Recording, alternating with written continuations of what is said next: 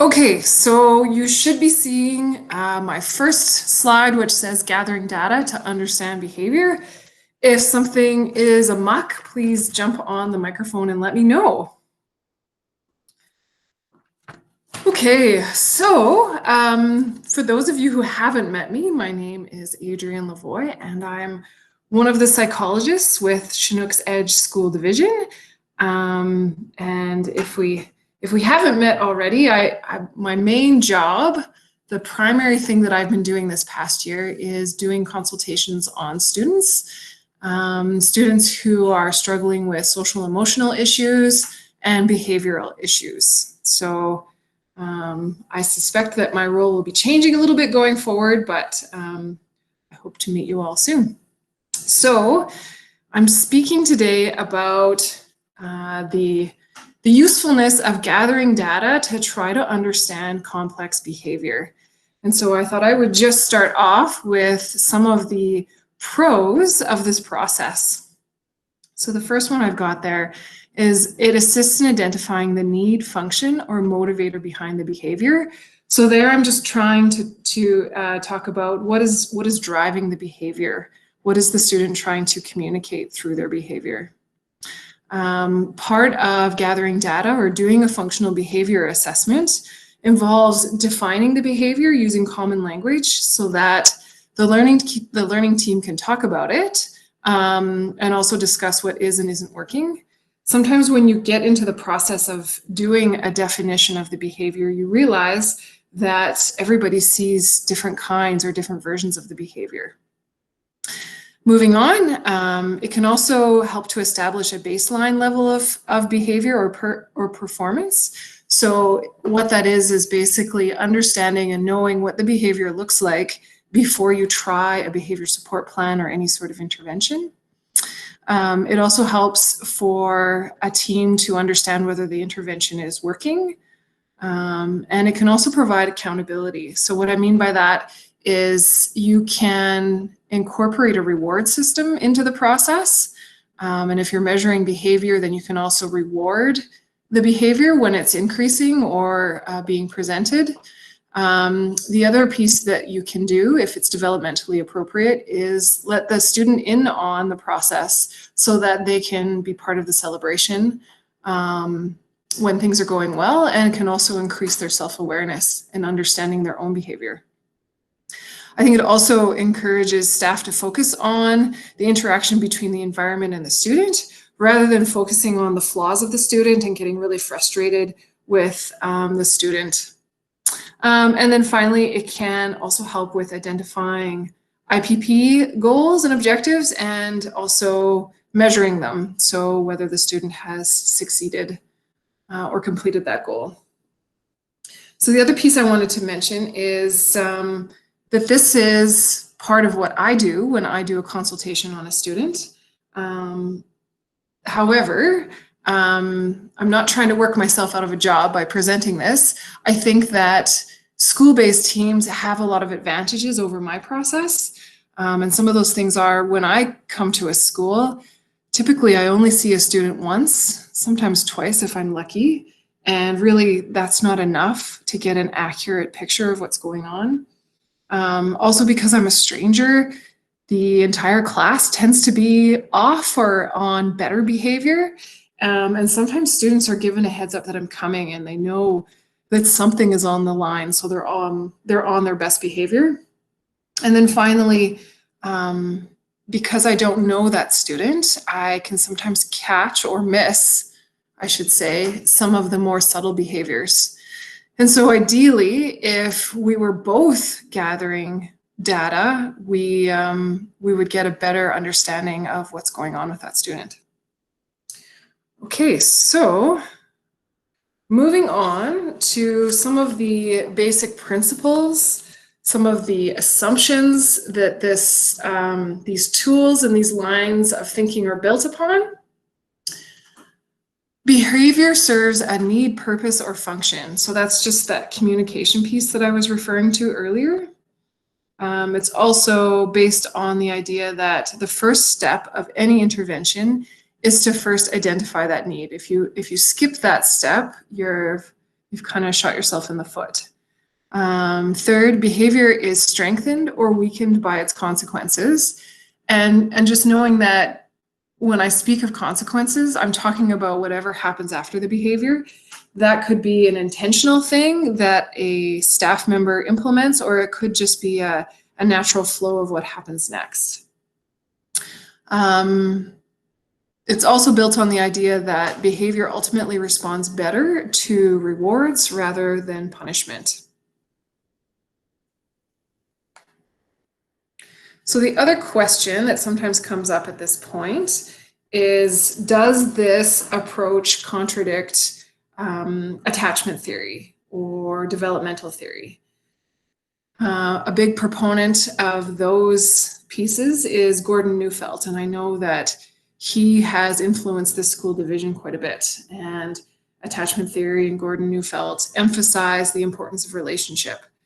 And so when I get asked this question, my answer is no. I think that they can go together, and that to use an analogy, if you think of a cake baking in a pan, the cake and all of its ingredients are the tools that you would use, and the pan is the relationship. The pan is what holds it together and helps the whole thing to sort of stick together. So I think that whenever you're trying to change behavior, it is always done best within the structure of safety and trust that the relationship provides.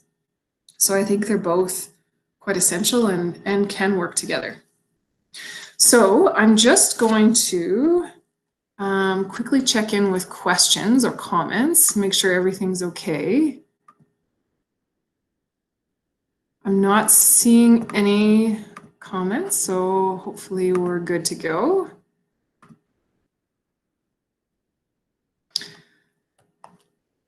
So moving on, some terms that are often used when you talk about behavior modification or functional behavior assessment. And I chose these terms because they don't come up in everyday language, so you might not be familiar with them, or maybe they'll bring back memories of being at university. So the first one, antecedent, it's whatever comes before the behavior. It could be an environmental piece, context, what's being taught, who's present, what time of day or week it is, that kind of thing. Consequence, again, is whatever comes after the behavior. And as I said before, it could be a very purposeful, planned consequence, or it could just be the domino effect of what occurs after. Baseline behavior, it's the current frequency, intensity, and duration of a behavior before any interventions are tried. This makes it possible to compare the current behavior to the future behavior. And then finally, the function of a behavior. This is the need or motivator that drives the behavior and basically keeps it going. A good question to ask when trying to figure out the function of the behavior is, what is the student getting or avoiding? And often you arrive at that. So my next slide is about a functional behavior assessment in its entirety. There's quite a few resources out there on what it would look like, and they all differ a little bit. But if you were to break it down into its basic steps, perhaps the Coles notes, this would be the steps that you would see. So ideally, this process works best within team.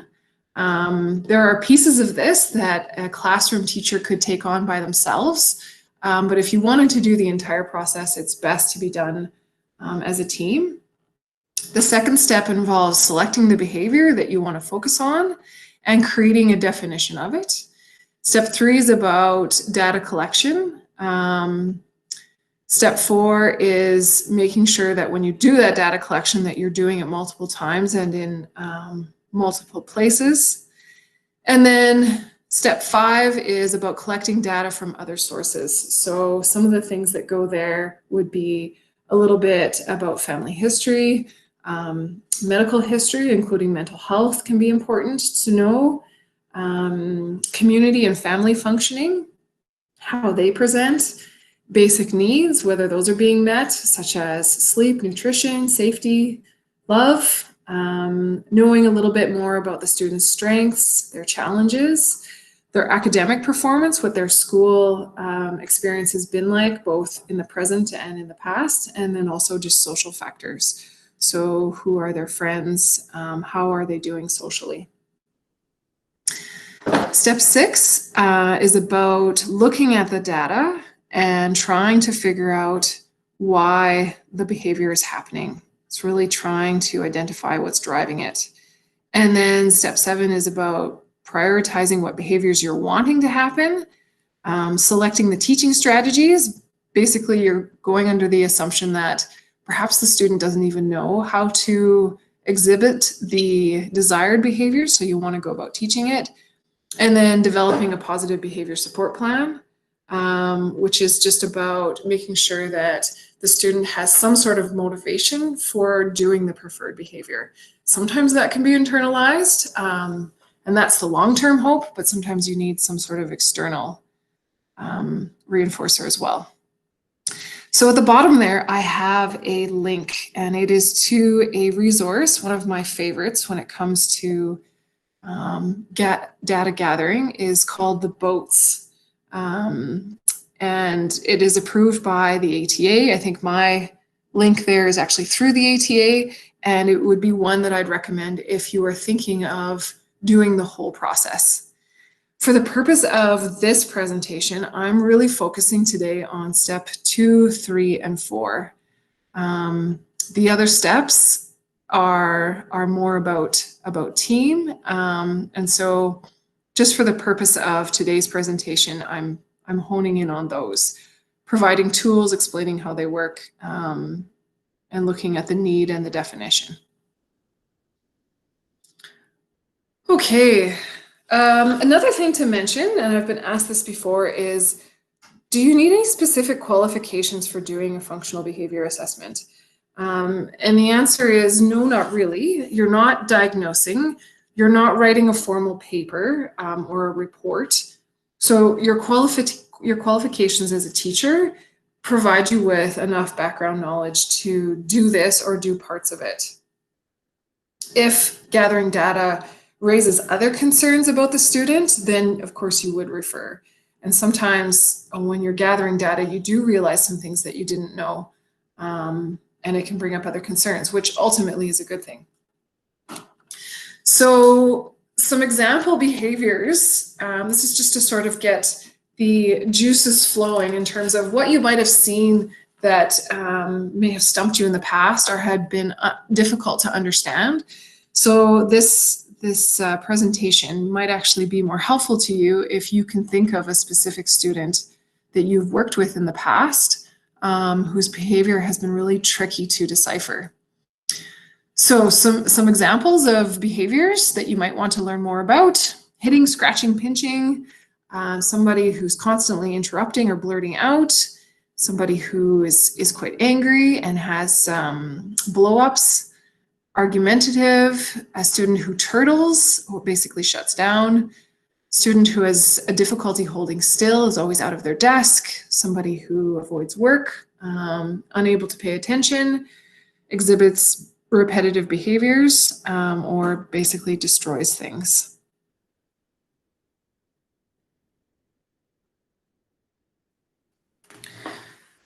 And again, this is a list of a lot of the common needs that drive behavior. So this is what you're hoping to connect the need to the behavior. So it might be that the student is seeking social acceptance, or that they're overwhelmed and dysregulated. It might be that they are lacking the verbal skills, the ability to explain what they're experiencing, so you see the behavior. It could be that they're lacking basic needs, that they come to school sleep deprived, hungry, or feeling unsafe. They might have self-esteem issues. There could be a lot of conflict or distress in the home. It could be that they're trying to escape or avoid something, or that they are trying to gain power or control over something or someone. And then finally, it could be that they have a physical or a mental health concern, such as they're experiencing pain, they're sick, their brain chemistry is imbalanced, or they have atypical brain structure. So when you go about collecting data, you want to do it in multiple settings, ideally, to get the best picture. You also want to do it during various times of day, as well as multiple days and different days, just to try to figure out the pattern or get the best holistic picture. You also want to do it in different scenarios in terms of what teachers are present, what peers are present, what is the level of activity, and just also considering sensory stimuli. So perhaps a really quiet environment versus perhaps a really loud or chaotic environment. And if you have a behavior that doesn't present that often, then unfortunately you'll need to gather data over a longer period of time to understand it the best. Okay, maybe I will quickly just check in with the chat box again. See if there's any questions or comments. I'm not seeing any.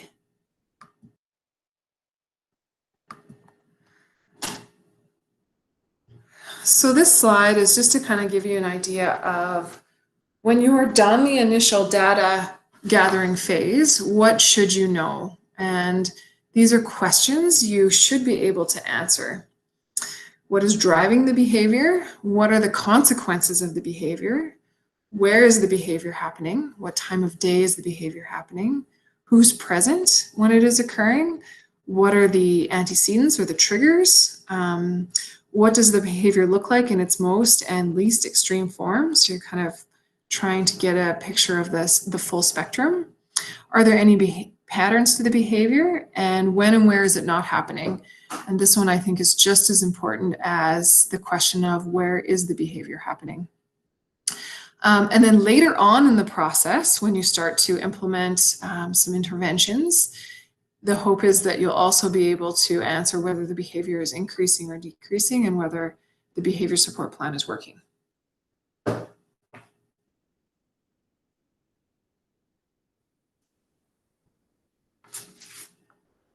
Okay, so this is a table that I borrowed from the BOATS resource, the Behavior Observational Assessment Teaching Strategy.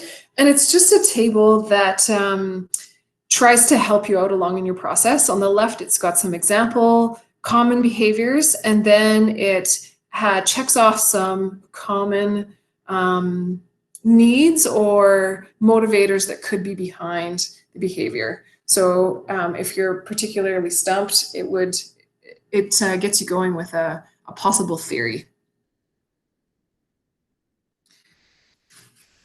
So after you identify the behavior you want to focus on, the first thing to do is create an operational definition. And so I actually included a picture here. If you know the parable of the 6 blind men and the elephant, it's basically about these 6 men attempt to define what an elephant is, and they do it through touch because they can't see. And so although none of them are wrong, they all have a very different understanding of what an elephant is. And I guess that's just me trying to illustrate the danger or the pitfall of trying to work with a behavior in a team where everybody sees it a little bit differently. So to avoid that, you can come up with this idea of an operational definition. So you're defining the behavior so that everyone understands and can identify the behavior reliably when it is happening. And this ensures that everyone knows when the behavior is occurring and when it is not. Another way to think about it is if a stranger were to enter the situation and they read your definition, they would be able to reliably imitate it without actually having seen the student do it themselves. When creating a definition, make sure that what you have described is countable, observable, repeatable, and timeable, and avoid conceptual vocabulary. So an example sometimes says it best. A definition that needs a little bit of work is Tim daydreams during class. And A definition that makes a little more sense and is operational is Tim looks at the wall, out the window, or at his desk.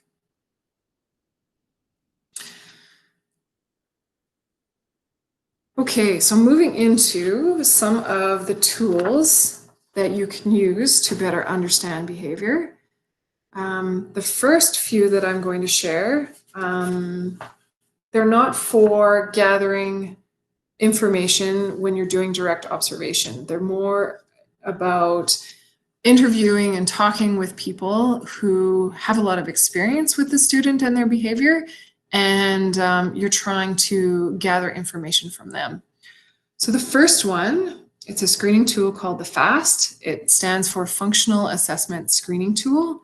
And what it does is it tries to narrow down the function behind the behavior. And it considers social reinforcement as a potential function, gaining a preferred activity or object, trying to escape unpreferred activity, seeking sensory stimulation, or a student who is struggling to manage pain or discomfort. So these resources are free, and you're welcome to use them. And there's a link there to the FAST if you want it. The problem behavior questionnaire is very similar to the FAST. It's kind of an interview questionnaire again, where it tries to identify the function, and it looks at gaining or escaping attention from either peers or adults, or it also considers the potential for a student to be trying to manage an unexpected event or a change in routine. And again, there's a link there if you want it. Interview staff report form.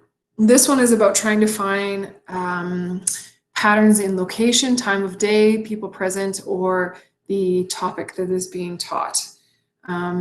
This one, I couldn't find it on the internet. However, it is in the BOATS resource, which is free, and it's on page 89. So there's the link in the page. Okay, so now I'm moving into tools that are for direct observation.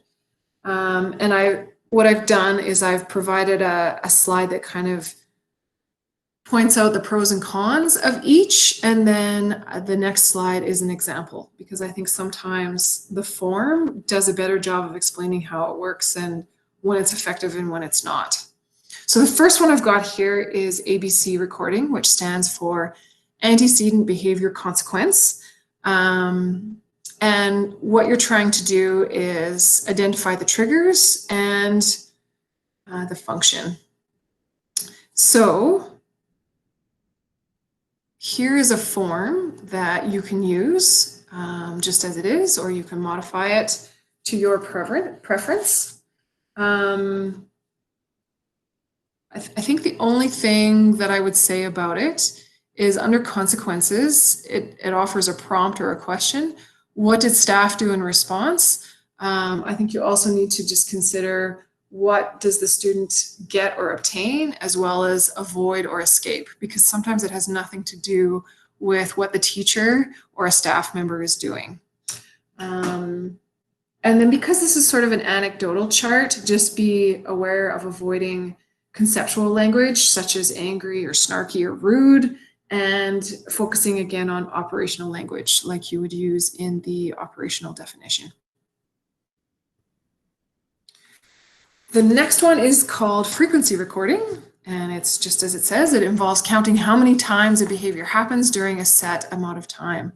So a tip is using physical counters so that you can multitask. So you might use marbles in your pocket, or another suggestion was using a piece of masking tape that you attach to your arm. You keep track on the masking tape, and then you can add it to a larger data sheet where you're keeping track of multiple occasions. So the advantage is you can do it while teaching. You can multitask with this one. And typically your goal would be to increase or decrease a behavior, or even just see whether the behavior is increasing or decreasing, whether your intervention is working. It's not as effective in recording behavior that occurs at high rate or a behavior that's very difficult to identify when it's happening, just because it's discrete, subtle.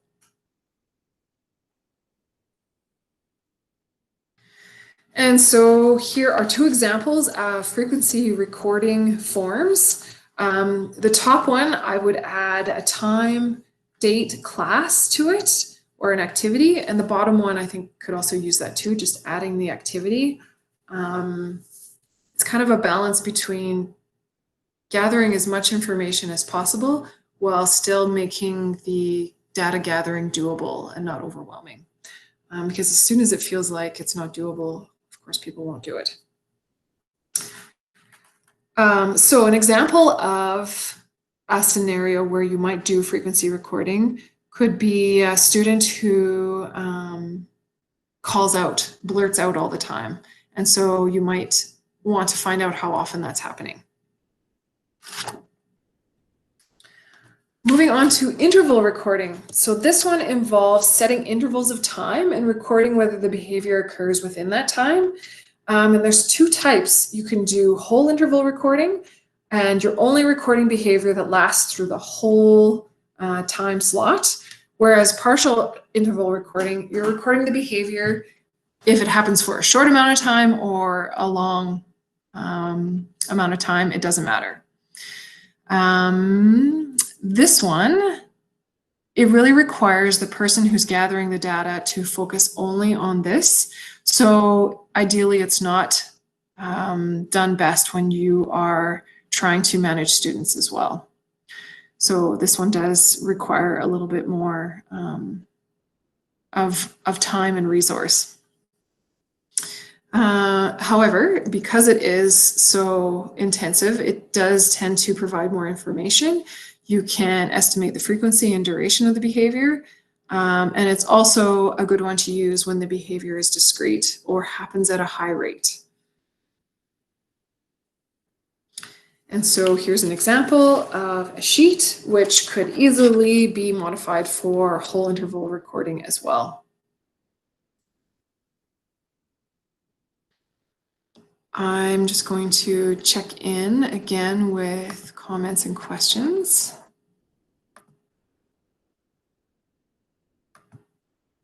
I'm not seeing anything. You guys are a very stoic and quiet bunch this morning, so I'll keep going.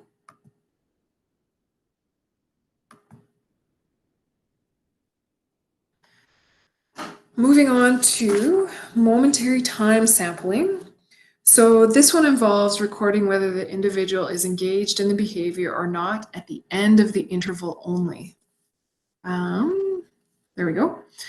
So I think an example might illustrate it best. This could be when a teacher is actually doing a recording on multiple students, and it's just checking whether they're on task at the end of a 20-minute interval. So in this scenario, the students are aware that they are being observed for this particular behavior. And they're also aware that they can receive an award, perhaps a check on a chart or a sticker for complying. And then perhaps after 5 checks, they get a reward. So it can be used for multiple behaviors. It can be used for multiple students, and it can also serve as a reward or a reinforcement. And so the disadvantages is it just doesn't give you as much information because the intervals are longer, and because the students are aware, it does reinforce behavior and encourages the desired behavior, but it's not necessarily an accurate depiction of a typical behavior. And so there's an example. You would indicate the length of the interval there, and then in this one you have 23 intervals you could measure. Another way you could use this is you could divide the chart up into morning and afternoon just to get basically a read on both times. Okay, duration recording. This is when you're looking at how long the behavior lasts. So you basically start a timer when it begins and stop when the behavior ends. And so as you might imagine, it's really important that if you have multiple people doing observations, that everybody understands exactly what that behavior looks like, especially if the behavior is discrete, to make sure that everybody is measuring the same thing. So you can get an average duration. So that's just looking at how long does it typically happen for, whether it's over the course of a day or a week or a month. And then total duration, you're looking at how long did it last for this specific time or incident. So the point is, when you're interested in how long a behavior lasts, you can also work in frequency quite easily. It's easy to do both. And it can be used when a behavior occurs at a high rate. It's probably one of the most helpful for that.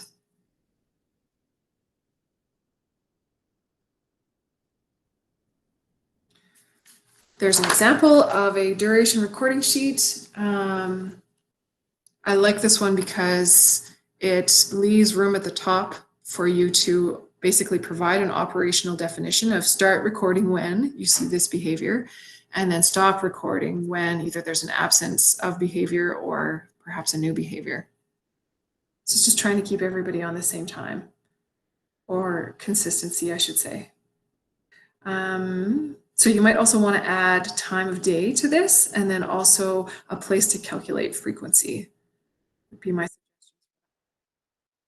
Latency recording, this is when you measure the time between when a stimulus is presented and when the student responds to the stimulus. So an example would be a teacher gives a request, and how long does it take for the student to begin the task or the request. This one's a little bit tricky in that sometimes the response can take a really long time, but that is information in and of itself. An example might be you're trying to understand when a student, or how long a student takes to respond to a request to clean up or move through a transition. And this one is tricky to do when there is an unclear beginning and end. It's discrete behavior.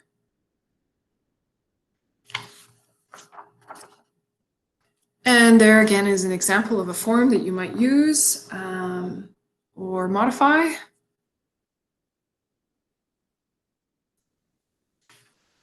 And then my last tool here, I believe, is a scatter plot. And so this one isn't so much about direct observation. It's more of a way of displaying data so that you can look for patterns. And sometimes the pattern will visually pop out to you. So it's a grid with time and activity plotted on the vertical line and dates plotted on the horizontal line. So an example might be a student who removes her clothes for no apparent reason. And so trying to understand when that's happening during the day or what class. Advantages, it identifies when and where the behavior is occurring over amount of time, and it creates a visual to help you identify that pattern. Disadvantages, it doesn't give you information about intensity or duration. There's not a lot of detail about antecedents necessarily, and it's not effective for frequently occurring behavior. You'd have to create, I think, a different plot or modify it for that. So if this were to represent Marjorie, hopefully you would see that she is most likely to remove her clothes during recess. And so you can focus on that time for your intervention or behavior support plan. Here's another chart I borrowed from the BOATS resource. And it's got some common behaviors on the left column, and then if you are stumped on where to start with your data collection, here are some ideas on what you could start with. So if you want to gather information, data on off-task behavior, they recommend doing all of the recording systems except for frequency recording, which, depending on the behavior, could be helpful as well. Okay, so the question of when do I have enough data? And so ideally with this process, the idea is that you would actually continue collecting data through each step of the phase so that initially you're trying to understand and define the behavior, and then you're moving into, is our intervention working? And data collection can help you answer that. But in terms of knowing when to move on from the initial phase, you want to make sure that you can answer those questions that are provided on a previous slide. And if you can't answer them all, it's just a matter of collecting data in a different way. Another way to think about it is, can you clearly identify the nature, extent, intensity, and frequency of the challenging behavior? And can you answer the 5 W's, which is the what, where, when, and with whom of the challenging behavior?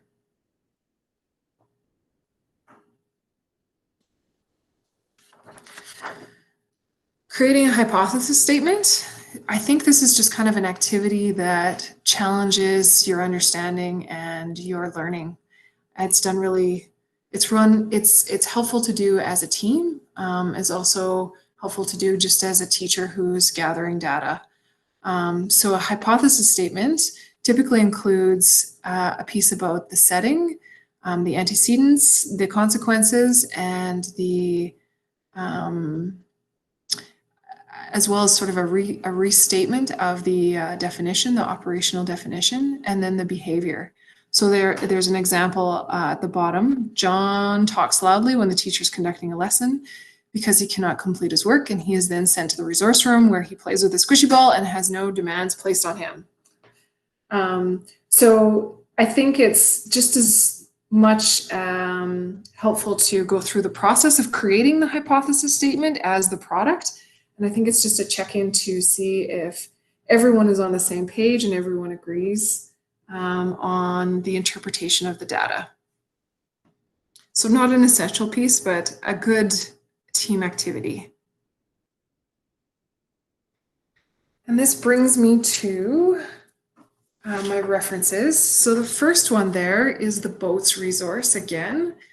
Like I said before, if you are thinking as a team that you want to do the entire process of a functional behavior assessment, I think this book does a lovely job of working you through that process, as well as explaining the principles and the whys behind the steps.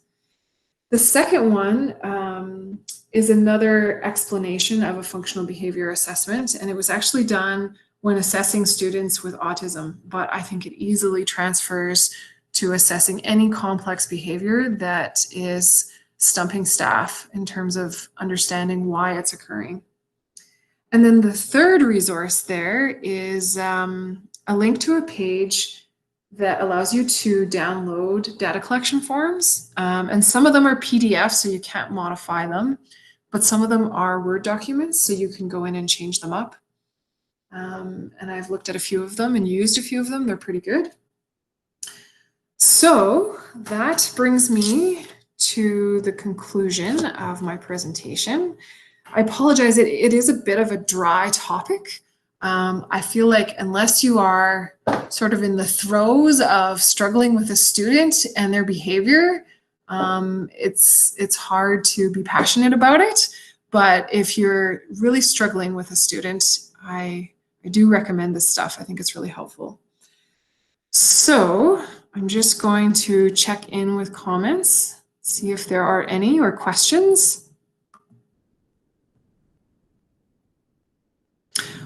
Someone is saying the BOATS link is not working. Let's just try it here. See if I have the same issue. It comes up for me. I'm not sure why it's not coming up for you. I think if you Google behavior observation assessment teaching strategies, and perhaps, like I know there's a couple definitions, or not definitions, versions out there. Like it was published in 2009, and then I think again in 2013. So if you want the 3rd edition, which is what I would go for, maybe put that in there as well. The other thing is that in my presentation, I provide it under all of those charts that I borrowed. So maybe clicking on one of those will work, I hope. If it still gives you trouble, feel free to email me and I can try through email. Any other questions? Here's one. Any recommendations for tracking of behavior in our online learning environment? Yeah, this is a reality, isn't it? And I think sometimes it's about who knows, who sees it, and who knows more. And so I wouldn't say that parents are necessarily set up or trained to do this, but maybe it's even guiding parents through some of those interview questions and seeing if you can identify patterns through that. I would say it would also be helpful to gather data from other areas, so a little bit about their history, what their previous teachers have seen, see if there's a big change in baseline, what else is going on. It'll definitely be tricky. That's a good question. Are there any other questions? Sometimes I'm afraid that the chat box doesn't refresh and I'm going to miss somebody's question. I'm not seeing any. I will hang around for a bit, but for those of you who are ready to move on to whatever else your day has for you, happy Tuesday. I think it's Tuesday, and I hope to see you all soon.